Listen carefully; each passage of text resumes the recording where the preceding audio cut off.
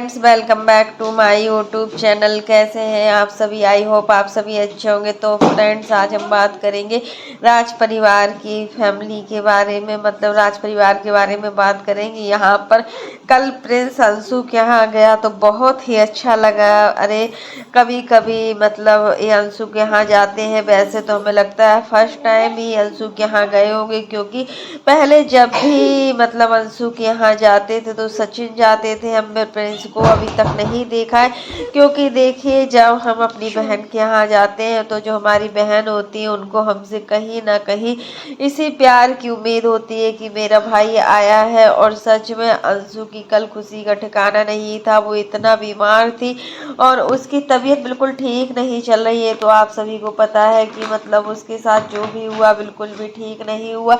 But जैसे ही उसके मायके वाले पहुंचते हैं तो उसको बहुत ही अच्छा लगता है। और थोड़ा तो है प्रिंस के अंदर कि अब जो कुछ भी प्रिंस ने बोला था, आप लोगों ने देखा कि मतलब इनके छोटे बेटे प्रिंस ने जो भी चीजें बोली थी बेंगलोर में, सच में उन सभी चीजों को लेकर लग रहा था कि प्रिंस और जो अंशु का रिश्ता है वो ज्यादा दिनों तक टिक नहीं पाएगा। बट यहाँ पर जो रिश्ता है अब लग रहा है कि हाँ सच में भाई बहन का जो रिश्ता है वो आज भी बुनियादी पर है। और मतलब सचिन के साथ जो भी हुआ अंशु का, मनीषा के साथ जो भी हुआ अंशु का, उन सभी चीज़ों को भूलते हुए मतलब आज भी मतलब सोशल मीडिया पर सचिन और अंशु के रिश्ते को बहुत बुरा बुरा बोला जा रहा है। जो कोई भी पिछले वीडियो को देखता है ना तो वो वही सब चीज़ें बोलता है कि अंशु ने खुद ही सचिन और मनीषा से इतनी बड़ी अनबन ली है। और कहीं ना कहीं वो यादें आती ही है जब अंशु ने बोला था कि मतलब जब अम्बाला से आई थी वो कितना राज परिवार के लिए उल्टा सीधा बोला था।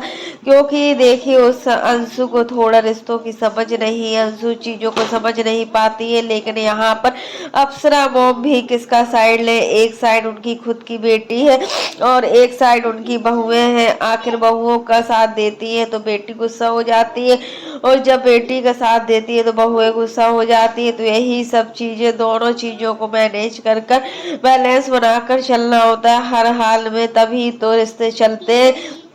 और कहीं ना कहीं अप्सरा मॉम जो भी चीजें मतलब आज देख रही है, जो भी चीजें हो रही है सोशल मीडिया पर, उसमें उनको कहीं ना कहीं यही लगता है कि मतलब अंशु के साथ अच्छा नहीं हो रहा है। अंशु के साथ जो भी चीजें हो रही है ना वो ठीक नहीं हो रही है। और प्रिंस ने बैंगलोर में अंशु के साथ सभी रिश्ते तोड़ दिए थे।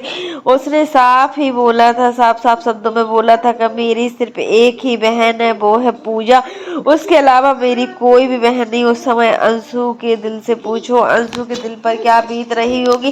क्योंकि जब प्रिंस ने इतनी बड़ी बात बोली थी ना तो सच में वहां पर पूजा भी थी, पूजा भी कुछ बोल सकती थी। बट होता है ना कि जब खुद का भाई होता है तो लगता है कि ये मेरा भाई हो, मेरा प्यार और मेरे भाई का प्यार कोई छीन ना ले। उसी चीज को लेकर अंशु से मतलब इतना टारगेट किया था। उस समय पूजा ने भी बहुत चीजें सुनाई थी, अंशु को बहुत सारी बातें सुनाई थी। जब पूजा ने मतलब पूजा ने अंशु की ननद ने जब वीडियो बनाया हुआ था ना कंट्रोवर्सी पर, तब बहुत बातें सामने आई थी। वो बहुत बातें ये भी आई थी कि मतलब अंशु की ननद को इस तरीके का वीडियो नहीं बनाना चाहिए राज फैमिली के बारे में। आखिर अंशु की ननद जो काजल थी वो कहीं ना कहीं मतलब अप्सरा मॉम से जलती थी और राज परिवार से जलती थी। उनकी कामयाबी को देखकर इन लोगों को बहुत ज्यादा प्रॉब्लम होती थी। और फिर तो देखिए वो अपनी खुद की भाभी अंशु से जलती थी, क्योंकि अंशु के सब्सक्राइबर कुछ ज्यादा थे और इनकी ननद काजल के जो सब्सक्राइबर थे बहुत ही कम थे। तो कहीं ना कहीं इन सब चीजों के बीच में ही अनबन होती थी। बट आज सब चीजें काजल और अंशु के बीच में ठीक है, अब कोई भी ऐसी कंट्रोवर्सी नहीं है काजल और अंशु के बीच में। अब सारी चीजें क्लियर हो चुकी है, जो भी होना था वो हो चुका था।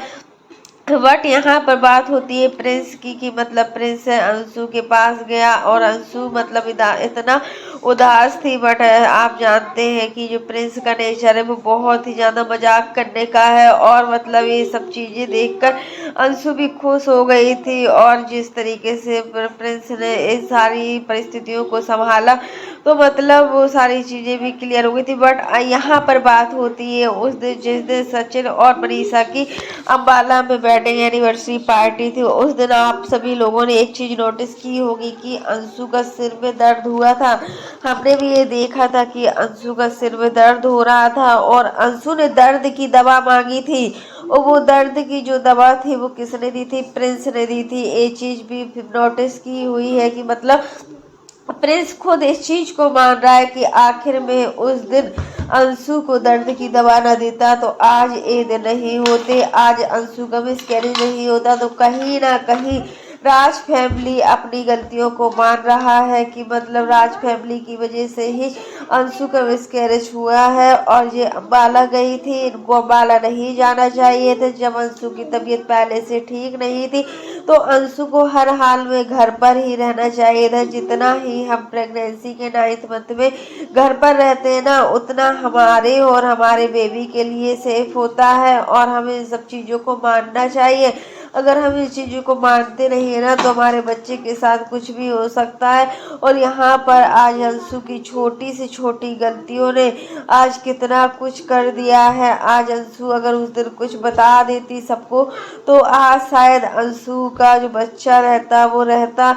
और मतलब यही सब चीज़ें हैं कि अप्सरा बहू अपनी बेटी के लिए बहुत ज़्यादा परेशान है, अंशु के लिए बहुत ज़्यादा परेशान है। और प्रिंस ने भी ये सारी चीज़ें मानी है। प्रिंस अंशु के यहाँ बाकायदा मिलने गया। आंटी जी ने बोला था कि मतलब अंशु से बोलना कि घर पर आए और कुछ दिन के लिए घर पर रहे। यहाँ पर रंजना ने भी बोला था कि अंशु से बोलना कि कुछ दिन घर पर आए। यहाँ पर सब सुविधाएं हैं, कोई भी कमी नहीं है। जिस तरीके से अंशु रहना चाहती है उस तरीके से रहे और अच्छा महसूस करेगी। जब लड़की अपने मायके आती है तो उसको मायके में थोड़ा सा तो रेस्ट मिलता है। ससुराल कितना भी अच्छा क्यों ना हो, बट एक लड़की के लिए ससुराल में थोड़ा बहुत काम तो करना ही करना होता है। जबकि मायके में देखो, अगर लड़की की तबीयत भी खराब है, अगर मम्मी पापा हैं तो अगर लड़की की तबीयत खराब है तो उसको काम करने की कोई भी ज़रूरत नहीं होती। मम्मी सारा काम कर लेती हैं, और मतलब एक भी बार नहीं कहती है कि तुम्हें सारा काम करो। यही अप्सरा मॉम का। वैसे भी इनके यहाँ मायके में हर तरीके के बेड लगे हुए हैं। खाना बनाने वाला बेड आता है, बर्तन धुलने वाला, झाड़ू पोछा प्रेस सब चीज़ें का आता है। सिर्फ इनको यहाँ पर रेस्ट ही करना था। बट अंशु थोड़ा ठीक हो जाए तो अंशु के ससुराल वाले इनको कुछ दिनों के लिए मायके भेज देंगे। अभी अंशु की कंडीशन इस तरीके की नहीं है कि वो सिवान आए, क्योंकि देखिए ससुराल कितना भी खराब क्यों ना हो, बट एक लड़की के लिए अपना घर ही सब कुछ होता है। वहाँ पर वो हर चीज़ों को बोल सकती है, बता सकती है। बट मायका में मतलब उतना झिझक होता है। शादी के बाद हर लड़की के लिए मायके में एक झिझक होता है, और वो हर तरीके से डरी डरी रहती है। जबकि वो हमेशा उसी घर में रहती है, फिर भी वो घर उसके लिए पराया हो जाता है, और ससुराल वाला जो घर होता है वो अपना हो जाता है। तो कहीं ना कहीं अंशु को अभी बहुत ज़्यादा आराम की ज़रूरत है।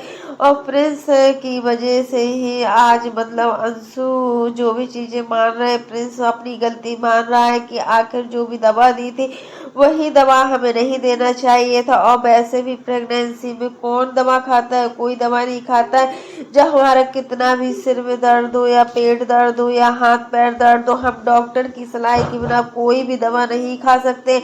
यहाँ तक कि 9 महीने कोई भी कैसी भी दवा नहीं खाई जाती। जो कैल्शियम और आयरन डॉक्टर देता है वही सारी दवा खाई जाती है, इसके अलावा कोई भी दवा नहीं खाई जाती। बट अंशु को ये सारी चीज़ों की समझ नहीं थी। क्या क्या अंशु बच्ची थी ये तो सबको ही पता होता है, बट यहाँ पर अंशु खुद ही थोड़ा लापरवाही की है, और इस लापरवाही की जो सजा है ना वो अंशु ने खाई है। और अंशु अब हमेशा के लिए मतलब एक स्ट्रिक्ट मतलब हमेशा बहुत ही ज़्यादा मतलब स्ट्रिक्टली आपको हर चीज़ों को समझना होगा, मैच्योर बनना होगा। अगर आप मैच्योर नहीं बनोगी तो ये सारी प्रॉब्लम लाइफ है लगी ही रहती है। छोटी छोटी प्रॉब्लम्स हो या बड़ी बड़ी प्रॉब्लम्स हो, हर प्रॉब्लम्स का सामना हर इंसान को करना ही होता है। तो फ्रेंड्स आज के लिए बस इतना ही।